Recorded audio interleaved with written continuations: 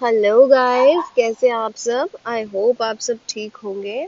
तो आई Alka from फिजिकेम start करते हैं हमारी मास्टर कैडर की प्रिपरेशन के साथ। केमिस्ट्री का टॉपिक लाए हैं, केमिकल बॉन्डिंग चैप्टर है। वन शॉट में इसे आज खत्म करेंगे, नहीं तो एक सेकंड वीडियो और आ जाएगी। दो पार्ट्स में इसको मैं वीडियो को कंप्लीट करूंगी। तो बेसिकली हम पीडीएफ के फॉर्म में आज इसे पढ़ेंगे, और अगर कोई कंसेप्ट नहीं समझ आया तो आप कमेंट सेक्शन में ज़रूर बताइए। और नेक्स्ट टॉपिक कौन सा स्टार्ट करना है ज़रा उसके बारे में भी बता दीजिए। वैसे केमिस्ट्री की ज़्यादा क्वेरीज आ रही थी तो आई थॉट कि हमें केमिस्ट्री के साथ स्टार्ट कर लेना चाहिए।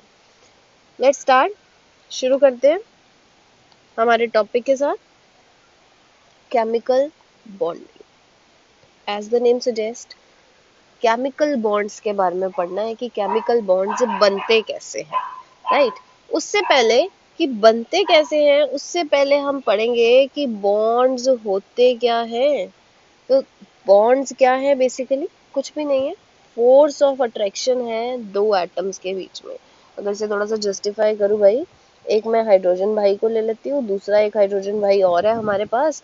ये दोनों जब अपने इलेक्ट्रॉन शेयर करेंगे तो एक बॉन्ड बना लेंगे और एक दूसरे के क्लोज आ जाएंगे। बॉन्ड जब बनते हैं तो लोग क्लोज आ जाते हैं।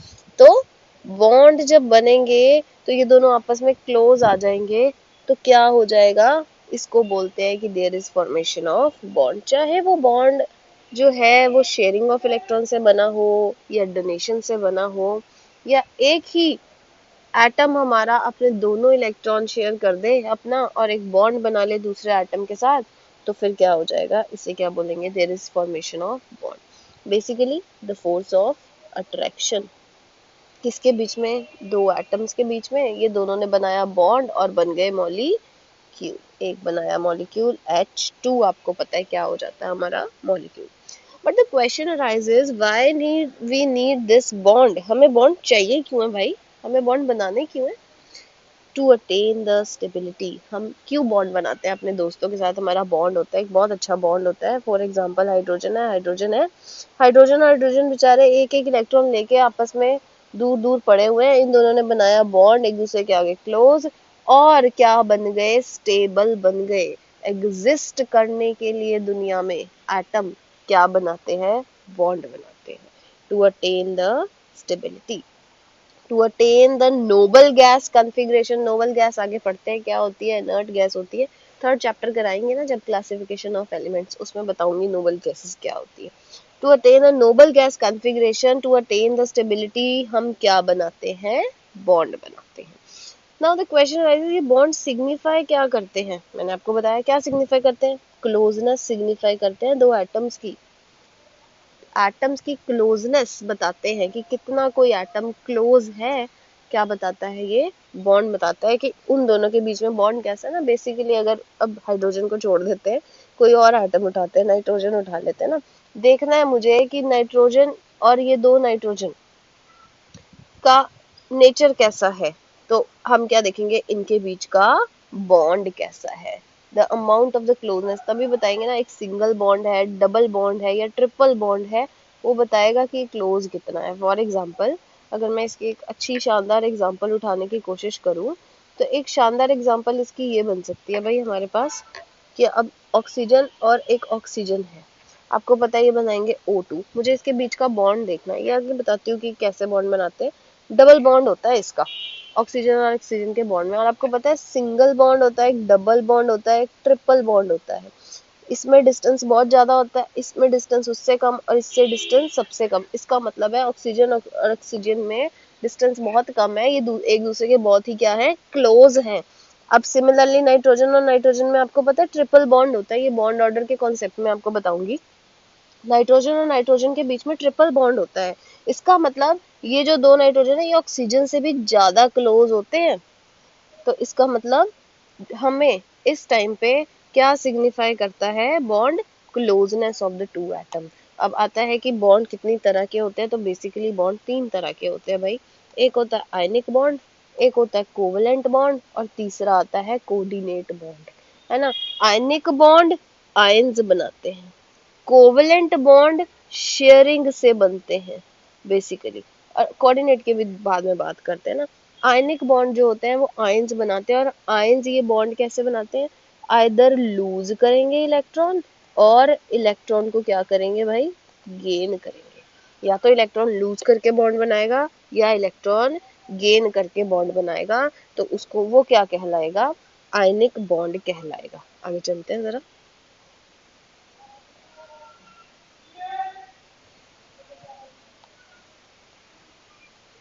आगे चलते हैं।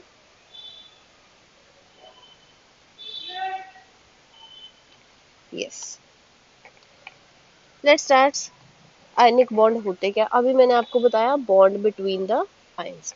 बॉन्ड बिटवीन द आयंस कैसे, bond between the metal and non metal, जो आपके जितने भी मेटल होते हैं, जितने भी नॉन मेटालिक्स होते हैं ना, इनके बीच में होते हैं कौन सी टाइप की बॉन्डिंग, आयनिक टाइप की बॉन्डिंग होती है।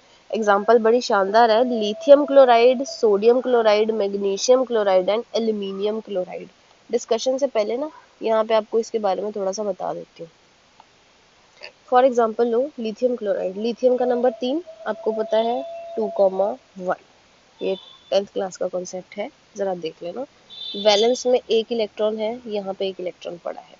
क्लोरीन की बात कर रहे हो तो क्लोरीन का नंबर होता है बेटा 17, 2,8,7, वैलेंस में 7 इलेक्ट्रॉन लेके भाई बैठा है इस तरह से। अब इसको, इसके पास एक बैलेंस है, इसके पास 7 बैलेंस है, तो लिथियम कहता है भाई ऐसा करता हूँ, तू अपना ऑक्टेट कंप्लीट कर, क्लोरीन को कहता है तो अपना ऑक्टेट कंप्लीट कर, मैं अपना एक इलेक्ट्रॉन तुझे दे देता हूँ।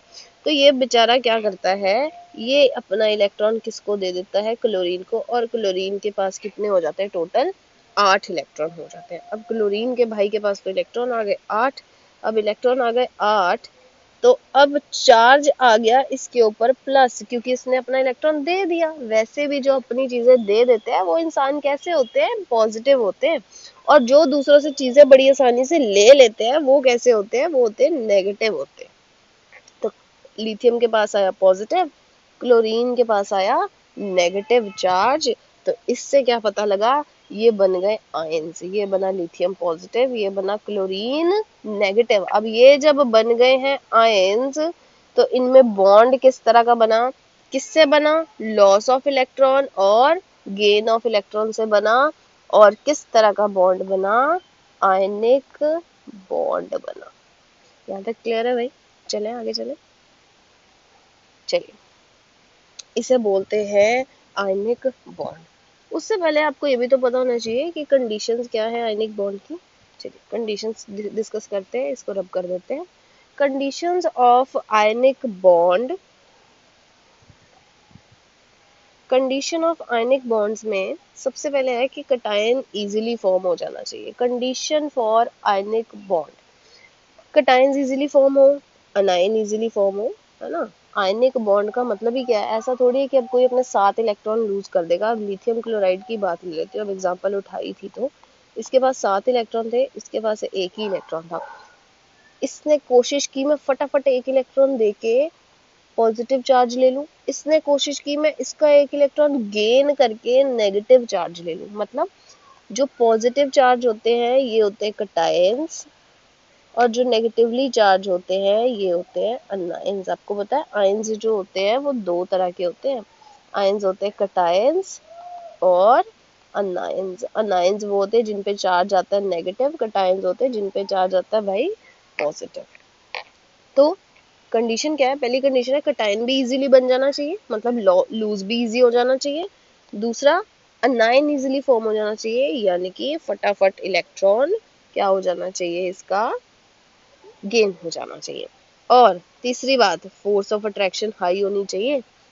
फोर्स ऑफ अट्रैक्शन जो है उसकी क्या होनी चाहिए, हाई होनी चाहिए। अभी मैंने आपको वैसे जैसे बताया आयंस दो चार्ज की स्पीशीज है, एक है कटायंस एक है अनायंस। कटायन पे आता है पॉजिटिव चार्ज, अनायन पे आता है नेगेटिव चार्ज।